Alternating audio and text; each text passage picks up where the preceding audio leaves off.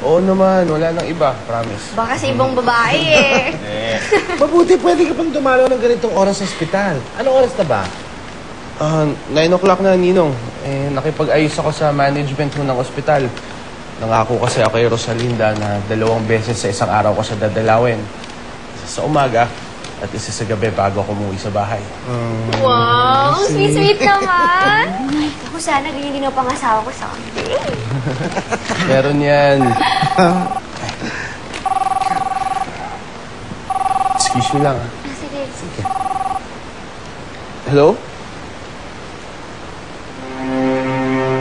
Ano? Soledad! Soledad, nagbisita ka. Sino? Totoo ba, Soledad? Totoo bang hindi ko anak si Fedra? Ano? Sumugot ka. Totoo ba?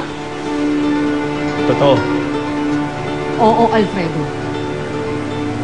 Hindi si Pedro ang anak mo. Si Rosalinda ang anak mo.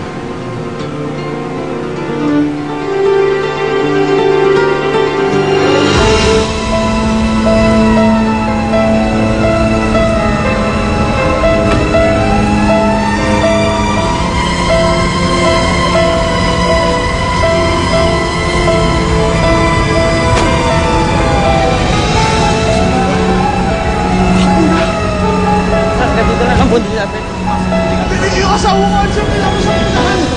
Andiyan yung asawa ko. Bakit ako?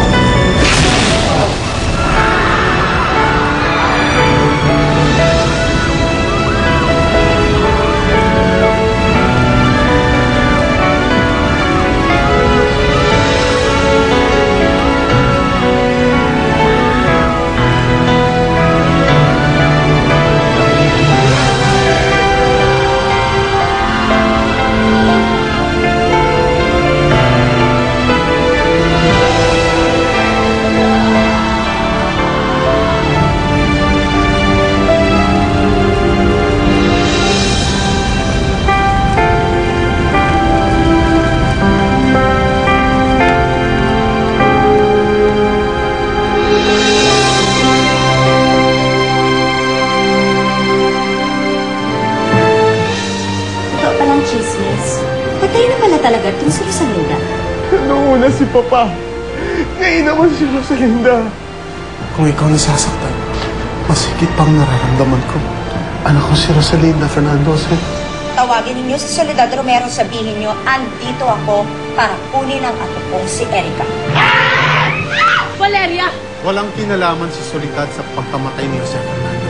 Dahil hindi siya ang pumatay sa asawa niya.